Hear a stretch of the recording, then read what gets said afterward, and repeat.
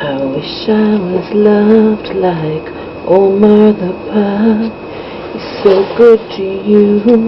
Oh yes I do. I wish I was loved like Omar the Pug. I know I'd be healed. I'd start to feel real. My ex loves this dog, just so you know. It's me he just views as a piece of shit. Not even worth caring that he might have accidentally just killed me.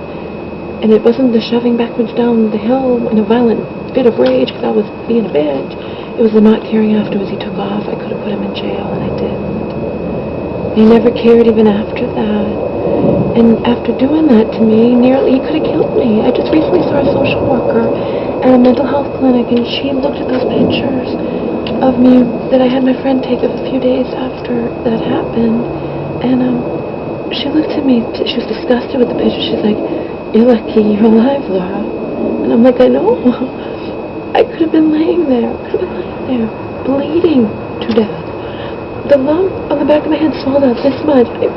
There were two witnesses who saw what happened. They were telling me to throw my ex in jail, and I didn't do it. And if I had, he would have lost this guy. He would have had a permanent criminal record. So for you people who think I'm betraying him because his mom let me stay here for free because I would have been in a shelter otherwise after my family totally rejected and screwed me over last summer when my mom ended up in the nut house again when she just got released a month before. If you think I'm betraying these people, who betrayed worse? Who betrayed worse? I spent nearly 8 years with this man. Who betrayed worse? He didn't care if I was alive or dead. Witnesses were telling me to throw him in jail. I didn't do it. I could have. But I have a right to finally, speak out. And I never could even say anything to him. It was like it didn't happen. Because I was relying on living with him. And his mom, and there was nothing I could do. And this is even when I was paying more than half the expenses, I still couldn't do anything. Couldn't say anything, and he never cared. And he had the nerve when I was fantasizing about Chad Cooper to be upset.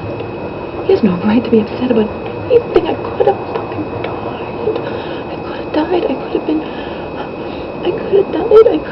been permanently injured, like brain dead or vegetable or permanent paralysis. As far as I'm concerned, I'm not staying silent anymore. I'm not. It's lucky I don't try to take this guy away from him.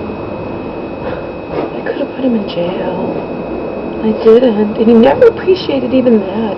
Never sincerely apologized to me for what he'd done. Nothing.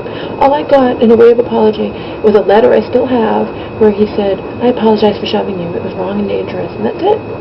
But he never really cared, and he broke up with me, and he's made my life miserable since then, especially when I've been down and out when I ended up, homeless and all that crap, and penniless, and, so, whatever. I wish I was loved like Omar the Pug. He's so good to you, oh yes I do. I wish I was loved like Omar the Pug. I know I'd be healed, I'd start to feel real.